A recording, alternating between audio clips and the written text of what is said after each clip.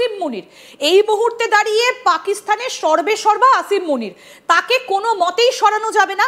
তিনি যতদিন আছেন তিনি একেবারে পাকিস্তানের মাথায় বসে থাকবেন, তার মুকুট একেবারে চিরস্থায়ী।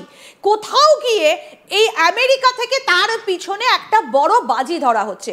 আমরা এই আসিম মুনির আবার নতুন করে একটা থ্রেট দিয়েছে ভারতের উদ্দেশ্যে, তার সেই বক্তব্যটা শোনাবো এবং তারপরে আসছি আলোচনায়, শুনবো। Would respond much beyond the expectations of the initiators.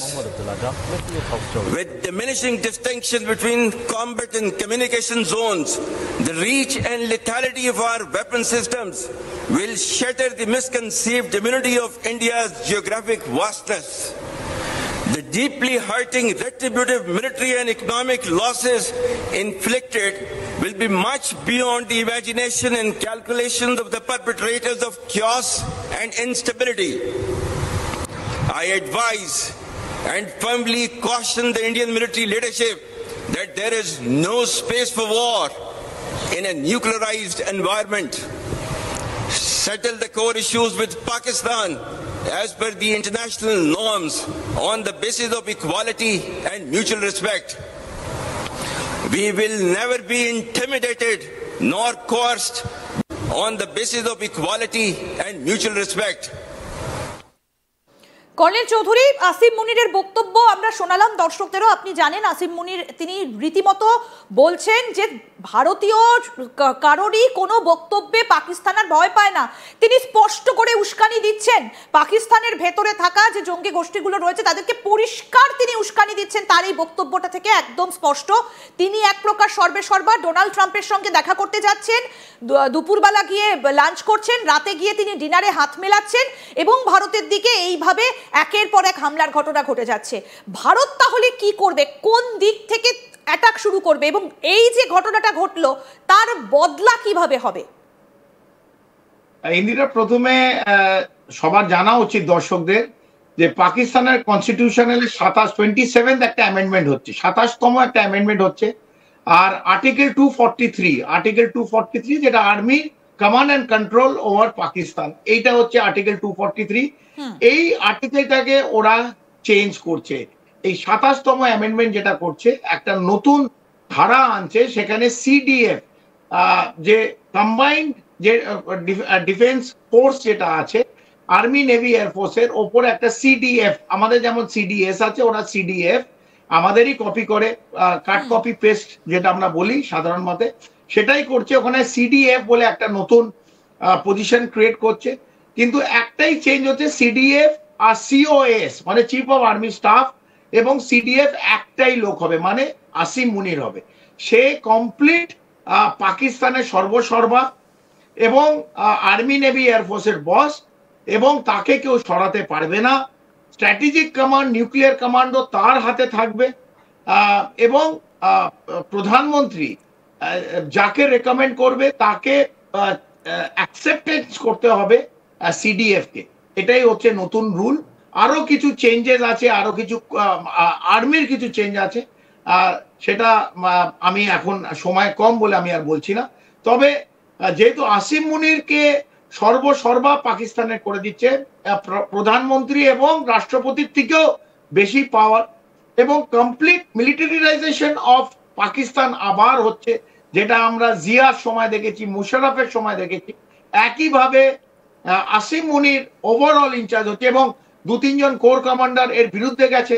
2টো core কমান্ডারকে আপাতত কম্পালসারি ওয়েটিং এ পাঠিয়ে দিয়েছে, তারা আর কোনো ডিসিশন নিতে পারবে না।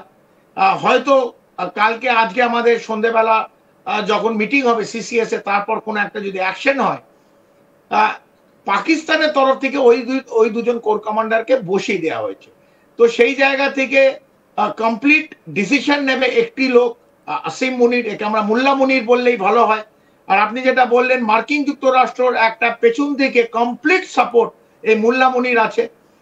চায়না আগে পাকিস্তানকে বোড়ে হিসেবে ইউজ করতো, এখন মার্কিন যুক্তরাষ্ট্র পাকিস্তানকে বোড়ে হিসেবে ইউজ করবে, এবং একটাই মার্কিন যুক্তরাষ্ট্র পেছন থেকে খেলবে, বোরখার মধ্যে মুখ দেখাবে না।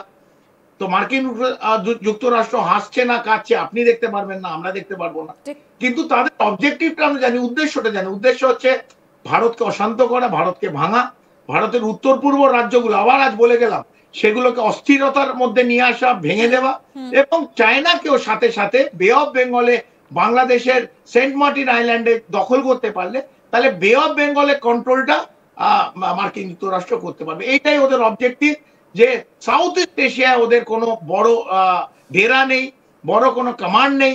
সেই জায়গায় সেন্ট মার্টিন আইল্যান্ড নিলে তাহলে কমপ্লিট সাউথ ইস্টার্ন যেটা জায়গা সেইটা ওরা কন্ট্রোল করতে পারবে, সেটা একটা ওদের প্রধান লক্ষ্য। পাকিস্তানকে সেভাবে বড় ইউজ করছে, পাকিস্তানকে তুলে এনে এখন বাংলাদেশে রেখেছে, আইএসআই এর অফিস খুলেছে, বিভিন্ন রোহিঙ্গাদের ট্রেনিং দিচ্ছে, জঙ্গি সংগঠনের মাথা চাড়া দিয়ে উঠছে। আপনি বললেন যে শুধু উস্কাচ্ছে না, আসিম মুনির হচ্ছে জঙ্গি। আসিম মুনির জঙ্গিদের পয়সা দেয়, টাকা দেয়, আসিম মুনির জঙ্গিদের অস্ত্রশস্ত্র দেয়।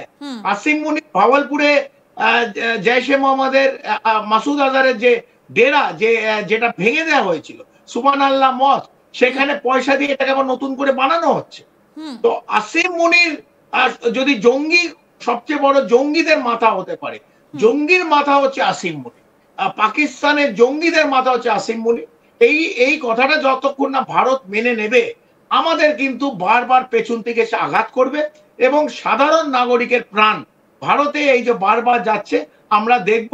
আমি আর ইন্দিরা তখন এই টেলিভিশনের পর্দায় অথবা পোর্টালের পর্দায় আলোচনা করতে থাকবে। এই যে আসিম মুনির এই মুহূর্তে দাঁড়িয়ে পাকিস্তানের সর্বেসর্বা আসিম মুনির, তাকে কোনো মতেই সরানো যাবে না।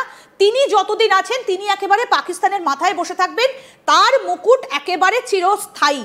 কোথাও গিয়ে এই আমেরিকা থেকে তার পিছনে একটা বড় বাজি ধরা হচ্ছে। আমরা এই আসিম মুনির আবার নতুন করে একটা থ্রেট দিয়েছে ভারতের উদ্দেশ্যে, তার সেই বক্তব্যটা শোনাবো এবং তারপরে আসছি আলোচনায়, শুনবো। Would respond much beyond the expectations of the initiators.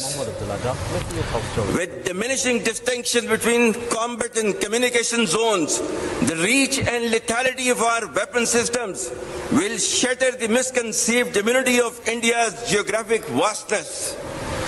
The deeply hurting retributive military and economic losses inflicted will be much beyond the imagination and calculations of the perpetrators of chaos and instability. I advise and firmly caution the Indian military leadership that there is no space for war in a nuclearized environment. Settle the core issues with Pakistan as per the international norms on the basis of equality and mutual respect. We will never be intimidated nor coerced on the basis of equality and mutual respect. Colonel Chowdhury, Asim মুনিরের বক্তব্য আমরা শোনালাম দর্শকদেরও। আপনি জানেন আসিম মুনির তিনি রীতিমতো বলছেন যে ভারতীয় কারোরই কোনো বক্তব্যে পাকিস্তান আর ভয় পায় না। তিনি স্পষ্ট করে উস্কানি দিচ্ছেন, পাকিস্তানের ভেতরে থাকা যে জঙ্গি গোষ্ঠীগুলো রয়েছে তাদেরকে পরিষ্কার তিনি উস্কানি দিচ্ছেন, তার এই বক্তব্যটা থেকে একদম স্পষ্ট।